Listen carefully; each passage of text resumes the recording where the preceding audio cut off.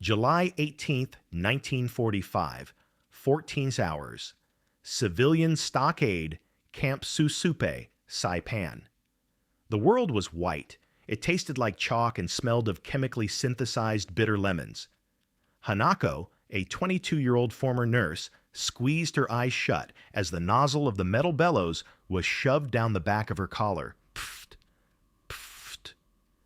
The sound was rhythmic, industrial, terrifying. She held her breath, her lungs burning. Propaganda had warned them of American gas, of the honorable death preferable to capture. Now, surrounded by hundreds of other women in the sweltering heat, she stood in a cloud of dichlorodenyltrichloroethane, DDT. The American GI, wearing green HBT fatigues and a bored expression, didn't look like an executioner. He looked like a factory worker on an assembly line. "Next, move it along, Mama-san," the GI grunted, pumping the handle. Hanako choked, a cough racking her thin frame. The white powder coated her skin, her hair, her eyelashes. She waited for the burning, for the end. But there was no pain, only the suffocating dryness and the bizarre sight of an entire population of survivors turned into white ghosts. Subscribe for more historical insights from the Pacific Theater. 3 weeks earlier, the caves of Marpy Point. The heat in the back of the truck was a physical weight, pressing down on the 30 women huddled together. It smelled of diesel exhaust, unwashed bodies, and the metallic tang of dried blood. Hanako sat near the tailgate, her knees pulled to her chest. The vibration of the engine rattled her teeth, but she didn't move. Her hand was clenched tight inside the torn pocket of her Monpy trousers, gripping a small, crinkled photograph. It was the only thing she had left of her brother, a grainy image of him in his cadet uniform, smiling a smile that didn't know war yet. "Heads down," a voice shouted in broken Japanese. A U.S. Marine, standing by the rear guardrail, tapped his M1 carbine against the metal frame. He was young, his face obscured by sweat and road dust, chewing gum with a rhythmic indifference that Hanako found terrifying. To him, they were cargo. They were leaving the northern caves of Saipan, the place of the suicides, the place where the Senjin-kun Code had whispered that death was lighter than a feather and duty heavier than a mountain. Hanako had failed that duty. She hadn't jumped. She had been dragged out, dehydrated and hallucinating by a patrol that offered water instead of bullets. The truck lurched over a crater, throwing the women against each other. A low moan rippled through the group. Hanako's grip on the photo tightened. If they found it at the processing center, would they take it? Would they think it was intelligence? The landscape rolling past the canvas flap was a nightmare of charred palm trees and cratered limestone. But as they drove south, the scenery changed. The desolation gave way to rows of tents, endless lines of barbed wire, and mountains of crates. Camp Susupe. The truck braked hard, screeching to a halt. The dust swirled in, coating their sweaty faces. "Everybody out! Hayaku!" The Marine unlatched the tailgate with a clang that sounded like a gunshot. Hanako flinched. Below them, a sea of humanity waited. Thousands of civilians penned in by wire, moving in sluggish lines. But what caught her eye wasn't the people. It was the strange white cloud drifting from a series of large olive-drab tents near the entrance. It looked like smoke, but it didn't rise. It clung to the people emerging from the tents like a spectral frost. Hanako's heart hammered against her ribs. She looked at the photo in her pocket one last time. She couldn't risk them finding a soldier's photo and thinking she was a combatant. With a silent apology to her brother, she let her fingers relax. As she slid off the truck bed, she let the photo slip from her pocket, falling into the churned mud beneath the massive tire of the American truck.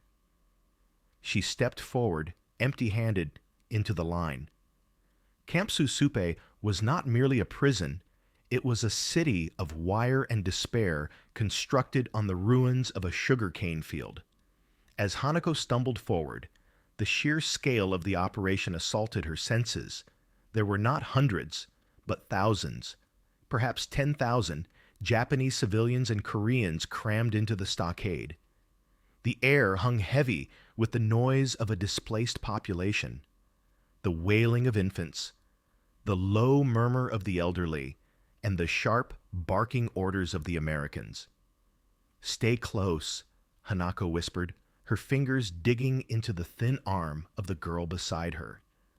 Yuki, a 16-year-old nurse aide who had survived the caves by clinging to Hanako's shadow, nodded violently. Her eyes were wide, darting between the towering MPs patrolling the perimeter. These giants, wearing white helmets and brassards emblazoned with black letters, wielded wooden batons with the casual authority of schoolmasters. To Yuki, they were monsters. To Hanako, they were terrifyingly efficient bureaucrats. They reached a checkpoint where the crowd bottled-necked. A barrier of sawhorses split the flow of human traffic. "Men left, women and children right," an interpreter shouted through a megaphone. The Japanese was accented, but understandable. Panic rippled through the crowd. Families clung to each other, fathers gripping their sons, husbands shielding wives. The separation was swift and physical. MPs stepped into the mass, pulling men away by their shoulders. "No, dame!" A woman ahead of them shrieked as her elderly father was steered toward the male compound. Hanako tightened her grip on Yuki. "Don't look at them. Just keep moving." They were funneled into a narrower chute, lined with double-apron barbed wire. The ground here was trampled into a fine, choking powder. On either side of the path, mounds of confiscated items grew like funeral pyres. Cooking pots, silk bundles, family altars, and rusted knives. The Americans were stripping them of everything that made them individuals. Ahead, the path terminated at a row of large, open-sided canvas tents. The white dust Hanako had seen earlier drifted from within, coating the dark green fabric like frost. The line stopped abruptly.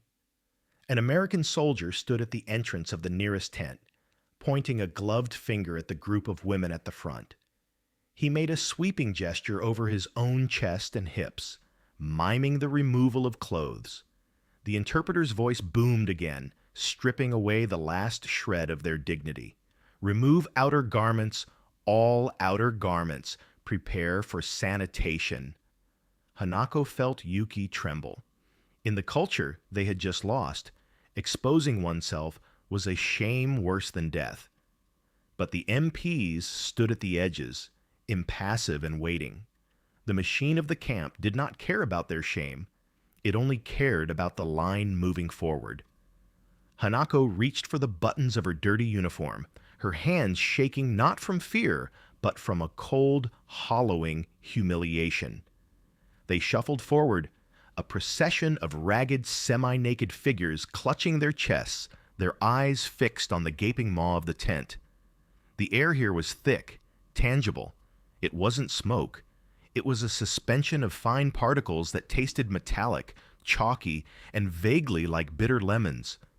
"It's gas," a woman behind Hanako whispered, her voice a dry rattle. "They're going to gas us, just like the radio said." The rumor spread down the line like an electric current. Gas, poison, the honorable end. Hanako felt her pulse throb in her throat.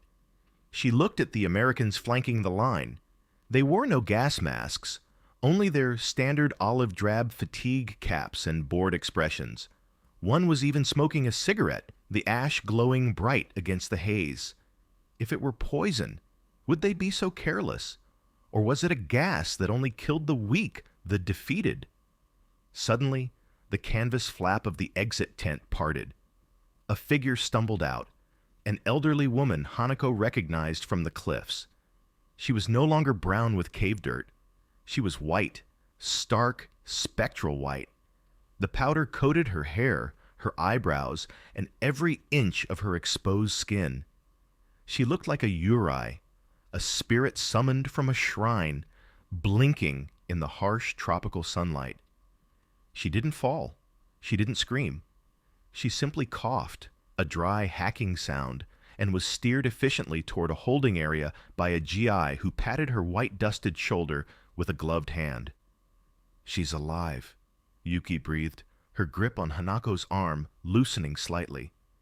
"For now," Hanako replied, though her mind raced to find logic in the madness. Why cover them in flour? Why turn them into ghosts? The cruelty of the Americans was confusing. It lacked the direct brutality she had been prepared for. It was industrial, bizarre, and terrifyingly impersonal. "Next batch, let's go. Move it." A soldier at the tent entrance waved his arm. The line surged forward, pushed by the pressure of the thousands waiting behind. The smell became overpowering. Hanako stepped onto the wooden pallet floor of the tent. Inside, the air was a blizzard.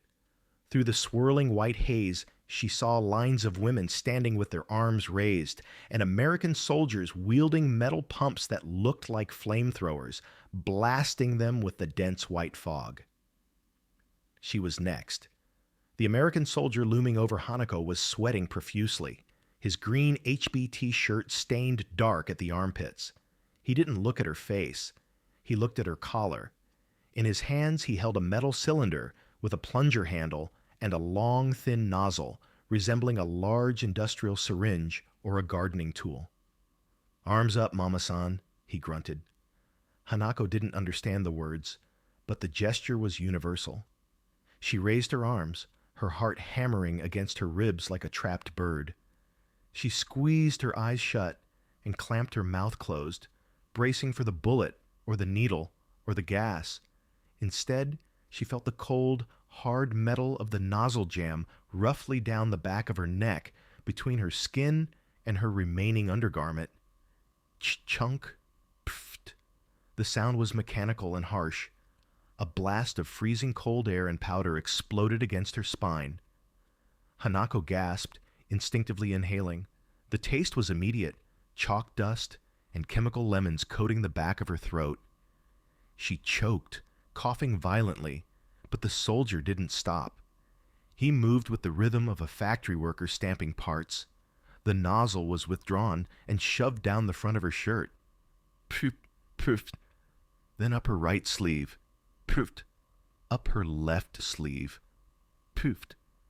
It was a violation. It was invasive, rough, and utterly indifferent. The powder billowed out from her collar and cuffs, blinding her. She felt the grit settling in her hair, in her ears, in the sweat of her terrified skin. The soldier spun her around, jamming the nozzle into the waistband of her Monpei trousers. Pfft! Done. Move! The soldier barked, already looking past her to Yuki. Hanako stumbled forward, blinded by the white cloud, her lungs burning with the dry powder. She felt absurd. She felt defiled. She was covered in the white dust of the enemy, looking like a baker who had fallen into a flour bin. She expected to fall, to feel the poison take hold, to feel her limbs go numb. But as she was shoved out the other side of the tent, back into the blinding sunlight, the only sensation she felt was the gritty friction of the powder against her skin and the residual phantom pressure of the metal nozzle. She was a white ghost now, just like the others. Hanako stood in the holding pen, blinking against the glare of the coral rock. Around her, hundreds of women stood in similar silence, resembling a strange gathering of statues carved from chalk. Yuki was beside her, sneezing violently, sending small puffs of white dust into the stagnant air. "Are we dead?" Yuki asked, rubbing her eyes with the back of a powdered hand.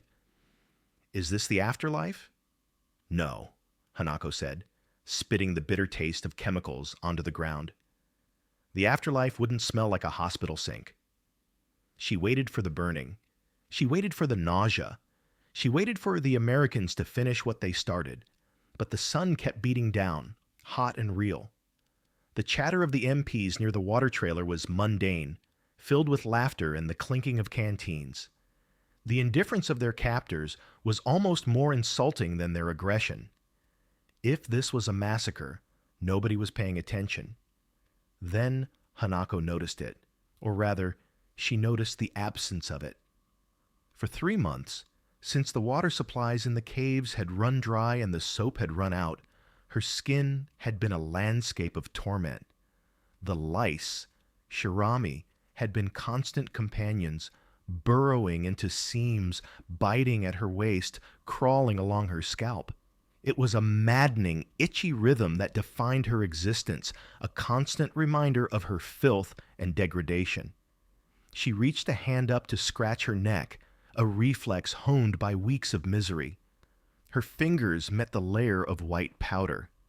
She stopped. Nothing was moving. Under the layer of chemical dust, the crawling had ceased. The biting, stinging sensation at her beltline was gone, replaced by a strange, numb silence on her skin. She shook her collar, and small, dark specks fell out, coated in white. They fell to the ground motionless. Hanako stared at the dead parasites in the dirt. A profound, disorienting realization washed over her, dizzier than the heat. The Americans hadn't gassed her. They had gassed the lice. She looked up at the tents, at the assembly line of soldiers pumping the bellows. The sheer waste of it staggered her. In the caves, they didn't have enough iodine for amputations. Here, the enemy had enough medicine to dust thousands of prisoners just to kill bugs. It wasn't kindness, she realized with a jolt. It was efficiency. To them, the Japanese weren't warriors to be feared. They were a public health hazard to be sanitized. The fear in her chest began to untie, replaced by a complex, heavy shame. She wasn't a martyr. She was just dirty, and the enemy was cleaning her up. "Move up," a guard signaled, pointing his baton toward a table manned by men in white coats. "Doctor, go." The line terminated at a folding wooden table shaded by a fly tent. Behind it sat a man who looked nothing like the soldiers with the dusters. He was older, balding, with wire-rimmed glasses sliding down a nose peeling from sunburn. He wore no helmet, only a sweat-stained white coat over his khaki shirt. Hanako stepped up to the table. The smell here was sharp and clean, rubbing alcohol and iodine. It was a scent she remembered from the garrison hospital before the bombs fell, a scent of order that felt alien in this place of dirt and defeat. "Name?" the doctor asked, not looking up, his pen hovering over a clipboard. An interpreter standing beside him translated. "Tanaka Hanako," she whispered. The doctor looked up. His eyes were blue, tired, and completely unreadable. He didn't look at her with hate, nor with lust. He looked at her like a mechanic inspecting a broken engine. "Tongue," he commanded, mimicking the motion. Hanako opened her mouth. A wooden depressor flattened her tongue, checking for signs of vitamin deficiency or infection. He nodded, scribbling something. Then he reached for her arm. Hanako flinched, pulling back instinctively. The doctor paused. He didn't shout. He simply reached out again, slower this time, and took her forearm. He turned it over, revealing a jagged, angry scrape she had gotten scrambling over the coral rocks days ago. It was festering, red and hot to the touch. She braced herself. In the caves, they had said the Americans injected poison into the sick to save food. The doctor reached for a small envelope on the table. He tore the corner and shook a fine yellow powder over the wound. Sulfa. Hanako recognized it immediately. It was sulfanilamide, the precious antibiotic powder that her own unit had run out of months ago. She stared as the yellow dust coated the infection. The stinging was sharp, but it was a clean pain. "Keep it dry," the doctor muttered. He reached for a rubber stamp and a square of cardboard, her processing card. Thump. The sound was final. He handed her the card. The ink was still wet. It didn't say prisoner. It didn't say traitor. It was a grid of medical data. Hanako took the card with trembling fingers. The man hadn't beaten her. He hadn't interrogated her. He had wasted precious medicine on an enemy nurse. The cognitive dissonance made her dizzy. The monster she had been promised was just a tired doctor doing a job. Next, he sighed, already looking past her, Hanako clutching her treated arm, the yellow powder mixing with the white DDT dust on her skin. She was a patchwork of American chemicals now, walked away from the table, her world view fracturing with every step. The quartermaster station was the final stop on the assembly line. It was a mountain of green fabric piled high on wooden pallets, a chaotic surplus of the American war machine repurposed for charity. Hanako approached the table, clutching her stamped medical card like a shield. Her own clothes, the Monpei trousers and torn blouse she had worn since the invasion began, lay in a refuse pile near the entrance of the tent. They were being burned. She watched the smoke rise, carrying with it the last physical evidence of the woman she had been before the caves. A Chamorro woman working for the Americans took Hanako's card, glanced at her size, and tossed a bundle of green cloth across the table. "Put it on. Move along." Hanako unfolded the garment. It was a shirt, but the material was thick, heavy cotton with a strange zigzag, weave, herringbone twill. It was an American military shirt, cut down and roughly hemmed to serve as a dress for a woman. It smelled of strong industrial laundry soap, a scent so aggressively clean it made her nose wrinkle. She pulled the heavy fabric over her head. It swallowed her small frame. The sleeves hung past her wrists, and the hem fell to her knees. It was stiff and abrasive against her DDT powdered skin, a carapace of the enemy. As she buttoned the front, her fingers brushed against the back of the garment. She twisted around, trying to see. Stenciled across the shoulders in bold white paint were two letters, PW Prisoner of War. She wasn't a soldier, she was a nurse. But in this camp, the distinction had dissolved. She was property of the United States Army. She looked up and saw Yuki emerging from the line. The young girl was drowning in a similar green shirt, her hair white with dust, her eyes hollow. They looked like children playing dress-up in their father's uniforms, grotesque and tragic. But then, Hanako felt something else. The fabric was warm. It wasn't rotting. It wasn't infested with lice. It was a barrier against the wind and the sun. She ran her hands down the front of the shirt. The shame was still there, burning low in her gut, but it was being smothered by a pragmatic, undeniable relief. The Emperor was thousands of miles away, likely mourning them as dead heroes. But here, in the shadow of the American tents, Hanako was alive. She was warm. She was clean. She buttoned the collar all the way to the top, sealing herself inside the new skin. She took Yuki's hand. "Let's go," Hanako said, her voice steadier than it had been in weeks. "We have to find a place to sleep." They walked out of the processing sector and into the sprawling grid of the main stockade. The sun was beginning to dip below the horizon, casting long, violet shadows across the rows of tents that stretched as far as the eye could see. The scene before Hanako was surreal. Thousands of people moved through the camp, and nearly every one of them was white. The DDT powder still clung to their hair and skin, glowing faintly in the twilight. They looked like a spirit army, a legion of ancestors gathered on the shore of the Sanzu River. But these spirits were noisy. They were cooking over open fires. They were nursing babies. They were alive. Hanako found a patch of open ground near the perimeter wire. The earth was hard-packed coral, warm from the day's sun. She sat down heavily, her new oversized American shirt billowing around her like a tent. Yuki curled up beside her, her head resting on Hanako's knee. The girl was already asleep, exhausted by the terror of the day. Hanako brushed a flake of white dust from Yuki's eyelashes. The girl's breathing was deep and even, no longer the shallow, terrified gasps of the caves. Hanako reached into the deep breast pocket of her shirt and pulled out the card the doctor had given her. In the fading light, she traced the ink with her thumb.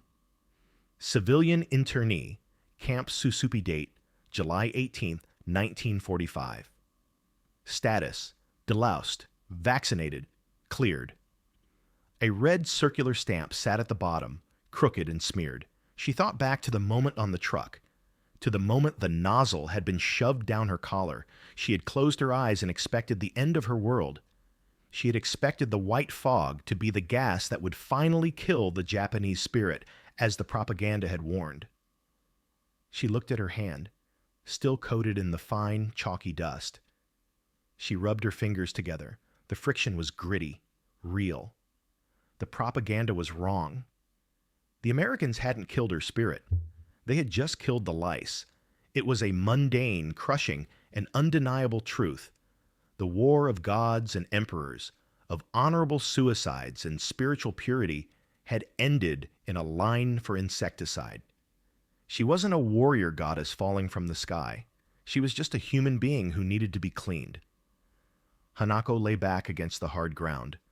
The smell of the DDT, that bitter chemical lemon scent, rose from her own skin, filling her nose. It was no longer the smell of fear. It was the smell of survival. Above her, the first stars began to poke through the Pacific sky, indifferent to flags or borders. Hanako closed her eyes, the white dust settling around her like snow in July. For the first time in 3 years, she slept without itching.